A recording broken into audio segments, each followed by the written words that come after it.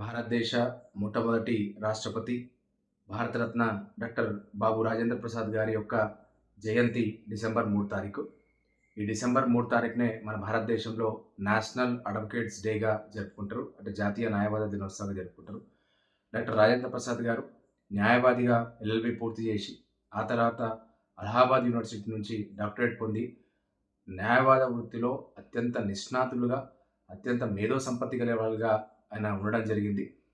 న్యాయవాదిగా ఆయన ప్రాక్టీస్ చేస్తూనే మొత్తం తన న్యాయవాద వృత్తినంతా కూడా దేశం యొక్క స్వతంత్ర పోరాటంలో భాగం కావడానికి న్యాయవాద వృత్తిని మొత్తం కూడా విడిచిపెట్టి ఆయన స్వతంత్ర పోరాటంలో భాగం కావడం జరిగింది. బ్రిటిష్కు వ్యతిరేకంగా పోరాడడం జరిగింది.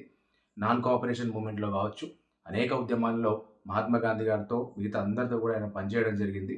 తర్వాత ఆయన లాయర్గానే కాదు, పొలిటీషియన్గా, తర్వాత టీచర్గా, ఒక మానవతావాదిగా ఆయన భారతదేశానికి అనేక సేవలు అందించడం జరిగింది.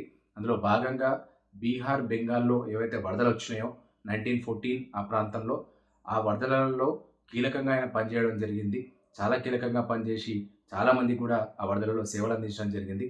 ఆ తర్వాత భారతదేశ స్వాతంత్ర సంగ్రామ పోరాటంలో అనేక మార్లు ఆయన జైలుకు పోవడం కూడా జరిగింది. రాజేంద్ర ప్రసాద్ గారు అత్యంత మేధా సంపత్తి గల వ్యక్తి, అణగారిన వర్గాలకు చెందిన వ్యక్తి అయినా కూడా అత్యంత మేధో సంపత్తి, అత్యంత జ్ఞాన సంపత్తి గల వ్యక్తి, వ్యక్తిత్వం ఉన్న వ్యక్తి, చాలామంది ఇచ్చే గౌరవం పొందిన వ్యక్తి డాక్టర్ బాబు రాజేంద్ర ప్రసాద్ గారు. తర్వాత భారతదేశం యొక్క రాజ్యాంగ పరిషత్తు కాన్స్టిట్యూయెంట్ అసెంబ్లీకి మొట్టమొదటి ప్రెసిడెంట్గా ఆయన ఉండడం జరిగింది.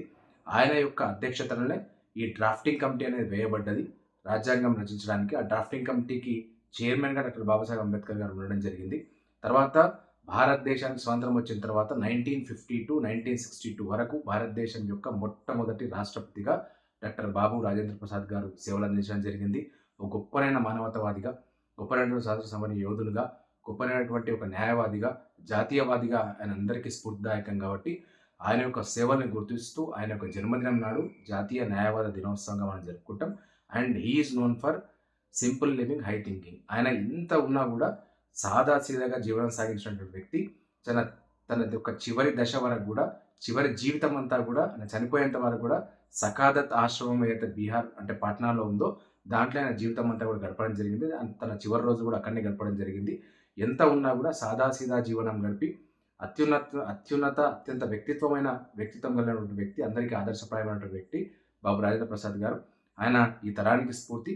ఆయన యొక్క జన్మదినం నాడే జాతీయ న్యాయవాద దినోత్సవం కూడా జరుపుకుంటాం. కాబట్టి పేదలకు, అణగారిన వర్గాలకు, అభాగ్యులకు, అమాయకులకు న్యాయం జరగాలి. చట్టం ప్రకారం అన్నీ కూడా జరగాలి. ఎవరైతే నేరాలు చేస్తారో, ఎవరైతే విధులకు అన్యాయం చేస్తారో, ఆక్రమణలు చేస్తారో వాళ్ళు ఖచ్చితంగా న్యాయపరంగా శిక్ష పడాలి.